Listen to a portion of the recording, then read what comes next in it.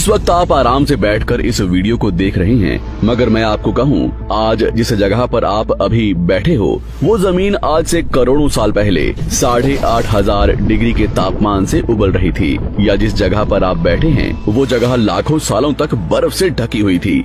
ये दोनों बातें सच हैं। इस 15 मिनट की वीडियो के अंदर आप पृथ्वी के 450 करोड़ साल के सफर को देखने वाले हैं। जिस जगह आज हमारा सौरमंडल है, वहाँ विभिन्न प्रकार की गैस और धूल के बादल हुआ करते थे। वैज्ञानिकों के मुताबिक इन धूल के बादलों से दूर एक तारा हुआ करता था। वक्त के साथ साथ उस तारे की ऊर्जा कम होने लगी, जिसके कारण उसके अंदर एक विशाल विस्फोट हुआ। विस्फोट की वजह से अंतरिक्ष की ये धूल एक दूसरे से दबने लगी। इस दौरान बादलों में स्थित धूल के कण दबाव और गर्मी के कारण बड़े उल्कापिंड और पत्थरों में परिवर्तित हो चुके थे, और इसी दबाव की वजह से इन बादलों में स्थित रेडियो एक्टिव पदार्थ ने ग्रेविटी का निर्माण किया। इस ग्रेविटी के कारण बीच में हाइड्रोजन और हीलियम इकट्ठा होने लगे। बीच के इस भयंकर दबाव के कारण एक विशाल विस्फोट हुआ, और इसी विस्फोट के कारण हमारे सूरज का जन्म हुआ। अंतरिक्ष में फैले एस्टेरॉयड यानी क्षुद्र ग्रहों में भारी वजन की वजह से सूरज के करीब आकर सूरज की परिक्रमा करने लगे। धीरे धीरे इन्हीं एस्टेरॉयड में भारी टकराव हुआ, जिसके फलस्वरूप मरकरी, विनस, अर्थ और मार्स जैसे ग्रहों का निर्माण हुआ।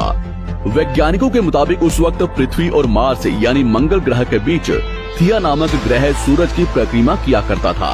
पृथ्वी पर ग्रेविटी होने की वजह से सूरज की परिक्रमा करने वाले एस्टेरॉयड अब पृथ्वी की परिक्रमा करने लगे, और धीरे धीरे करोड़ों सालों तक ये पृथ्वी पर गिरते रहे। और ऐसी घटना हमारे पड़ोसी ग्रह थिया पर भी हो रही थी, जिसके कारण थिया पृथ्वी के और करीब आने लगा और आकर पृथ्वी से टकराया। इस भयंकर टकराव की वजह से पृथ्वी के हिस्से कणों के रूप में अंतरिक्ष में फैल गए और एक रिंग्स की तरह पृथ्वी की परिक्रमा करने लगे। इन्हीं परिक्रमा करते हुए कणों में टकराव होने लगा, जिसके कारण हमारे चांद का निर्माण हुआ। उस वक्त पृथ्वी पर सिर्फ एक ही समुद्र हुआ करता था, और वो था 1900 डिग्री सेल्सियस की तापमान पर उबलते हुए लावे का। उबल रही थी वो सारी चीजें जिसे आज आप अलग अलग नाम से जानते हैं। वक्त के साथ साथ पृथ्वी धीरे धीरे ठंडी हो रही थी, जिसके कारण पृथ्वी के भारी तत्व जैसे धातु और रेडियो एक्टिव पदार्थ पृथ्वी के केंद्र में जाकर इकट्ठा हो गए, और हल्के पदार्थ पृथ्वी की सतह पर आ गए। लाखों सालों तक पृथ्वी पर उल्कापिंडों की बरसात हुई, और इन गिरते हुए उल्कापिंडों में जमा था नमक, मिनरल्स और पानी। करोड़ों सालों तक इन उल्कापिंडों की बरसात होती रही, और धीरे धीरे पृथ्वी की ऊपरी सतह पानी से ढकने लगी। वैज्ञानिकों के मुताबिक यही वो वक्त था जब दूर गहरे पानी के अंदर निकलते ज्वालामुखियों से पहली बार सूक्ष्म जीवों का निर्माण हुआ। लाखों सालों बाद एक वक्त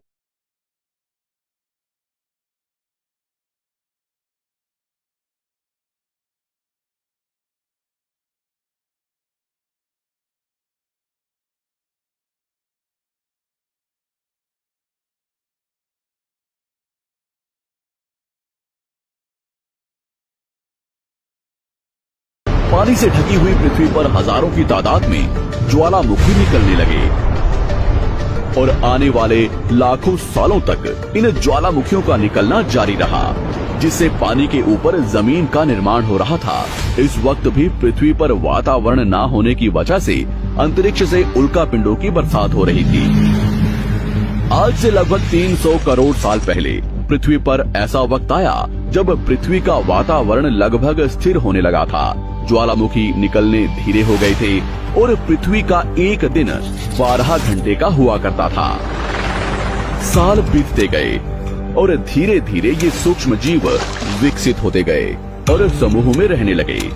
आज से लगभग 250 करोड़ साल पहले पहली बार पृथ्वी पर ऐसे जीवों का निर्माण हुआ जो जीने के लिए ये पानी के अंदर के मिनरल्स यानी खनिज पदार्थ और धूप का इस्तेमाल करते थे, और मल त्याग के रूप में ऑक्सीजन बाहर निकालते थे। इस वक्त तक पृथ्वी पर ज्यादातर ज्वालामुखी निकलने बंद हो चुके थे, और इन माइक्रोबैक्टीरिया की वजह से वातावरण में ऑक्सीजन की मात्रा बढ़ रही थी। वातावरण में ऑक्सीजन बढ़ने की वजह से पृथ्वी का वायुमंडल बनना शुरू हुआ, और आने वाले हजारों सालों तक वातावरण में ऑक्सीजन की मात्रा बढ़ती रही।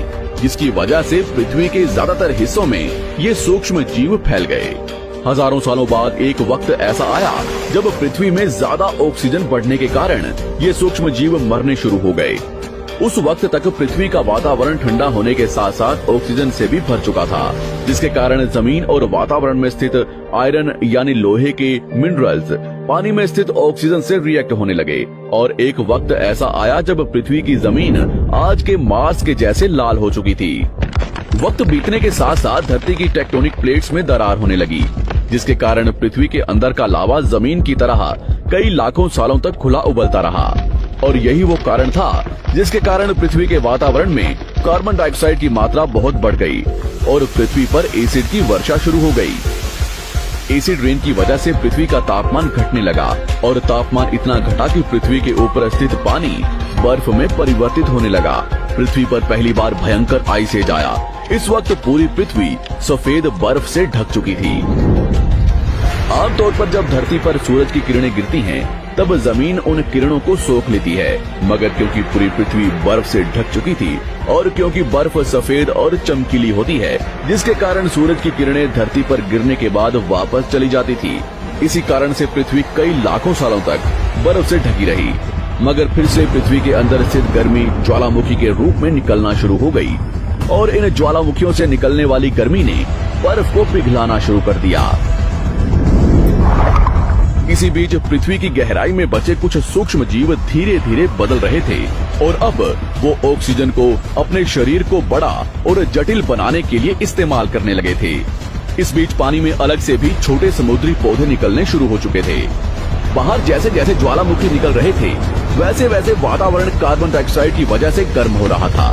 वक्त के साथ साथ बर्फ तो पिघलने लगी, मगर धरती पर फिर से एसिड की वर्षा शुरू हो गई, जिसके कारण फिर पृथ्वी ठंडी होने लगी और फिर पृथ्वी की ज्यादातर सतह बर्फ से ढक गई। ऐसा बार बार कई हजारों सालों तक होता रहा और इसी कारण से अब समुद्री जीव धीरे धीरे वातावरण के हिसाब से विकसित हो रहे थे। इस बीच कई सारे जीव और समुद्री जंगल्स विलुप्त हो गए, मगर जो बच गए वो धीरे धीरे पृथ्वी के बदलते तापमान के हिसाब से ढलते गए और अब हजारों सालों बाद समुद्री पेड़ बर्फ की वजह से पूरी तरह से मरते या सूखते नहीं थे। अब सूक्ष्म जीव समुद्री जीव बन चुके थे। जब फिर से ज्वालामुखियों ने पृथ्वी की बर्फ को पिघलाना शुरू किया, तब ये समुद्री पेड़ जल्दी विकसित होकर फैल गए। धीरे धीरे वातावरण में ऑक्सीजन की मात्रा बढ़ने लगी और पृथ्वी पर होने वाली एसिड की वर्षा कम होने लगी। वातावरण में ऑक्सीजन आने की वजह से पृथ्वी की ओजोन लेयर्स मोटी होने लगी और आज से लगभग 47 करोड़ साल पहले पृथ्वी की ऊपरी सतह पर पहली बार मोसोस नामक प्लांट उगना शुरू हुआ। वक्त के साथ साथ जमीन पर अलग अलग प्रकार के पौधे और पेड़ उगना शुरू हुए। एक वक्त ऐसा आया जब जमीन के पेड़ों की लंबाई लगभग 80 से 100 फीट जितनी या आज के 5 से 6 मंजिला बिल्डिंग जितनी ऊंची हो चुकी थी। ये वो वक्त था जब समुद्री जानवर समुद्र से बाहर निकल रहे थे और जमीनी जानवरों में परिवर्तित हो रहे थे। धरती की ज्यादातर जमीन एक जगह इकट्ठी हो चुकी थी, जिसे आज हम पैंजिया महाद्वीप के नाम से जानते हैं। पृथ्वी का वातावरण और तापमान लगभग स्थिर हो चुका था और अब करीब 21 से 23 घंटे का दिन हुआ करता था। अब समुद्री जीव पानी से बाहर रहने लगे थे और वातावरण के हिसाब से उनके शरीर का रंग रूप बदल रहा था। धीरे धीरे ये जमीनी जानवर डायनासोर्स में परिवर्तित हो गए। जिन डायनासोर्स ने पेड़ पौधे खाने शुरू कर दिए, उनका शरीर लंबा और विशाल रूप से विकसित होने लगा। कुछ डायनासोर्स शिकार किया करते थे, जिसके कारण वे छोटे और तेज होते चले गए।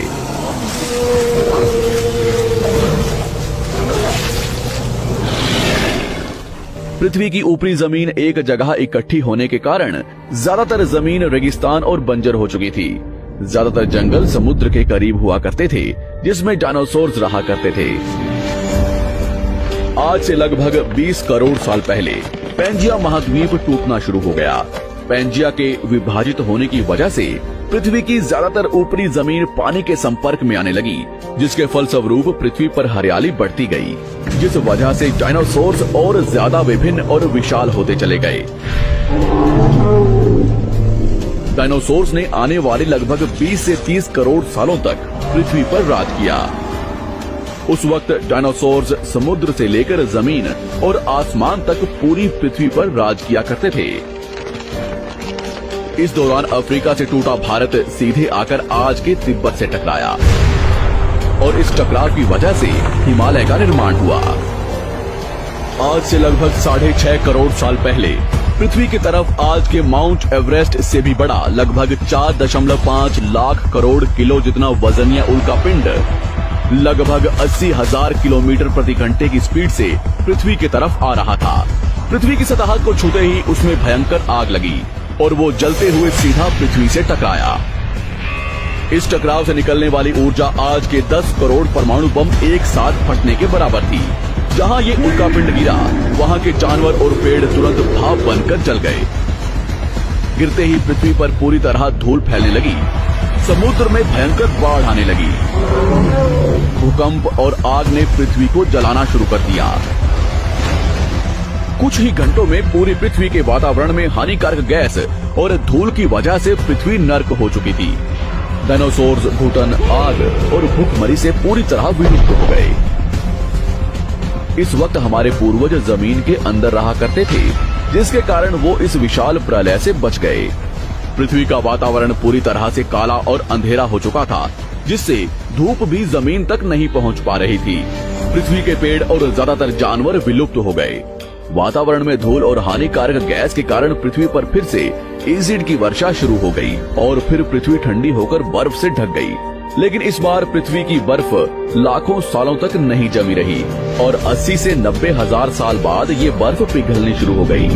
जैसे ही धरती पर वातावरण फिर से पहले जैसा होने लगा, वैसे ही ये छोटे जीव जमीन से बाहर आना शुरू हो गए। उस वक्त पृथ्वी की बर्फ पिघलनी शुरू ही हुई थी, जिसके कारण अफ्रीका में घने ठंडे जंगल हुआ करते थे और इसी बीच ये जमीनी जीव बंदरों में परिवर्तित हुए। मगर जैसे जैसे पृथ्वी गर्म होने लगी, वैसे वैसे अफ्रीका के ये जंगल सूखने लगे। जंगल की चीजें खाने वाले बंदरों को खाने की कमी होने लगी।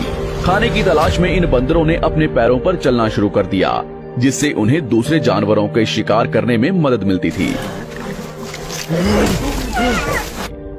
धीरे धीरे बंदर एप्स यानी वानर में परिवर्तित हुए। खाने की तलाश में ये एप्स पृथ्वी के दूसरे हिस्सों में फैलने लगे और धीरे धीरे उनके शरीर का रंग रूप वहाँ के मौसम के हिसाब से बदलता गया। वक्त के साथ साथ हम आदिवासी बने। हमने हथियारों से लेकर आग का आविष्कार किया। हम धीरे धीरे इंसान के रूप में विकसित हुए। हमने धर्म से लेकर परिवार, भाषा और संस्कृति का निर्माण किया और वक्त के साथ साथ हम विकसित होते चले गए और आज हम इस पृथ्वी की सबसे विकसित प्रजाति बन चुके हैं। पृथ्वी को आज के जैसे बनने में लगभग 450 करोड़ साल का वक्त लगा है और हमें एक छोटे जमीन में रहने वाले जानवर से इंसान बनने में कई लाखों सालों का। मगर हमने इन 100 सालों में जितना पृथ्वी को गंदा और तबाह किया है, उतना आज तक किसी भी प्रजाति ने नहीं किया होगा। हम फिर से धरती को गर्म कर रहे हैं और कार्बन डाइऑक्साइड की मात्रा बढ़ा रहे हैं। वैज्ञानिकों का मानना है कि पृथ्वी पर फिर से विशाल परिवर्तन होने वाला है। भविष्य में पृथ्वी कैसी होगी, जानेंगे हमारी अगली वीडियो में।